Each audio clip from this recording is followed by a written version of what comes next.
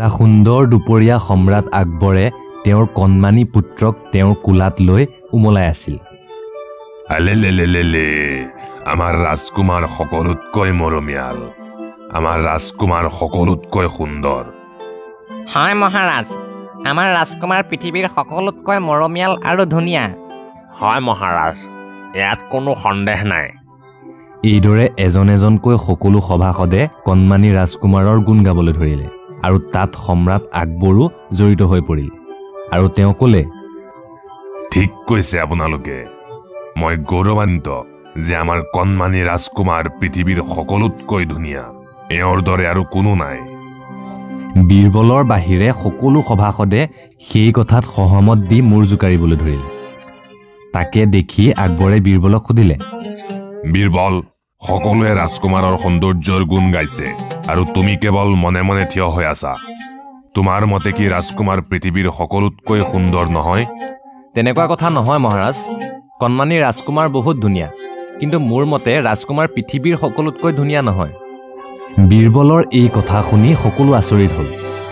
আকবৰে খঙেৰে ক'লে, মোক চম্ভালি কথা ক'বা। মনত ৰাখিবা যে তুমি মোৰ পুত্ৰৰ বিষয়ে কথা কৈ আছা। ক্ষমা কৰিব মহাৰাজ, মোৰ ৰাজকুমাৰক অপমান কৰাৰ উদ্দেশ্য নাছিল। তেওঁ সঁচাকৈয়ে বহুত ধুনীয়া। মই কেৱল এইটোহে কৈছোঁ যে তেওঁ পৃথিৱীৰ ভিতৰত সকলোতকৈ ধুনীয়া নহয়। এই কথা শুনি আকবৰ খঙত জ্বলি পকি উঠিল আৰু তেওঁ ক'লে, বীৰবল, হুঁচত আহা। তুমি মোৰ প্ৰিয়, তাৰমানে এইটো নহয় যে মই তোমাক এইটো কথাত ক্ষমা কৰি দিম। আমাৰ ৰাজকুমাৰৰ দৰে শিশু তুমি গোটেই পৃথিৱীখনত বিচাৰিলেও নাপাবা, বুজিলা? পুনৰ ক্ষমা কৰিব মহাৰাজ, আমি সকলোতকৈ ধুনীয়া শিশুটি চাবৰ বাবে গোটেই পৃথিৱীখন ঘূৰাৰ কোনো প্ৰয়োজন নাই, কাৰণ পৃথিৱীৰ সকলোতকৈ ধুনীয়া শিশুটি আমাৰ ৰাজ্যতে আছে।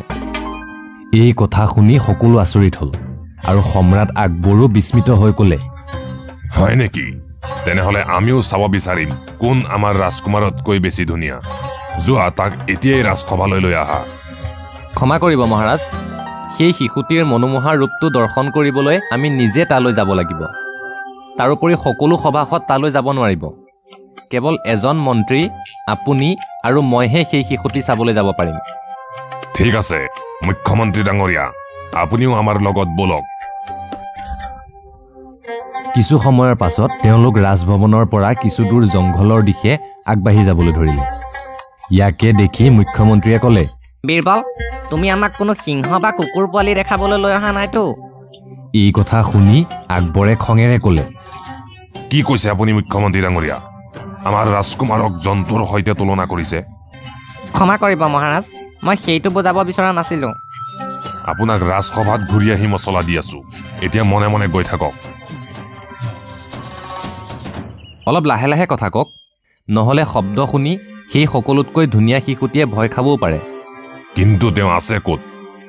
সেয়া আপোনাৰ সন্মুখত। আকবৰ আৰু মুখ্যমন্ত্ৰীয়ে অলপ ইফালে সিফালে চাওঁতে দেখিলে যে অকণমান দূৰতে এটা দুখীয়া শিশুৱে তাৰ মাটিৰ পুতলাৰ সৈতে এটা জুপুৰি ঘৰৰ বাহিৰত খেলি আছে। আকবৰে সেয়া দেখি খঙত অগ্নিশৰ্মা হৈ ক'লে, এইটো তুমি কোন ফালৰ পৰা এই জংঘলী পোৱালিটো আমাৰ যুৱৰাজতকৈ ধুনীয়া দেখিলা? ইমান দূৰ আমি খোজকাঢ়ি ইয়াক চাবলৈ আহিলোঁ, তাতকৈ আমাৰ বাগিচাত থকা শহাপহুৰ পোৱালিকেইটাকে চোৱাহেঁতেন ভাল আছিল। সেইকেইটাই এই পোৱালিটোতকৈ বহুত ধুনীয়া। এই কথাখিনি সেই জুপুৰিটোৰ ভিতৰত আহাৰ ৰান্ধি থকা সেই শিশুটিৰ মাকৰ কাণত পৰিল আৰু তেওঁ লগে লগে বাহিৰলৈ ওলাই আহিল। তেওঁৰ নিজৰ সন্তানটিক কোচত তুলি ল'লে আৰু খঙেৰে ক'লে, আপুনি কোন হয় মোৰ পোৱালিটোৰ বিষয়ে এনেদৰে ক'বলৈ? মানিছোঁ সি বেচেৰাই ক'ব আৰু শুনিব নোৱাৰে, আৰু অভাৱৰ কাৰণে আমি তাক ভালদৰে খুৱাব পিন্ধাব নোৱাৰোঁ। কিন্তু মোৰ সন্তান মোৰ বাবে পৃথিৱীৰ সকলোতকৈ সুন্দৰ। সেয়া শুনি সম্ৰাট আকবৰ আৱেগিক হৈ পৰিল আৰু তেওঁ তলমূৰ কৰিলে।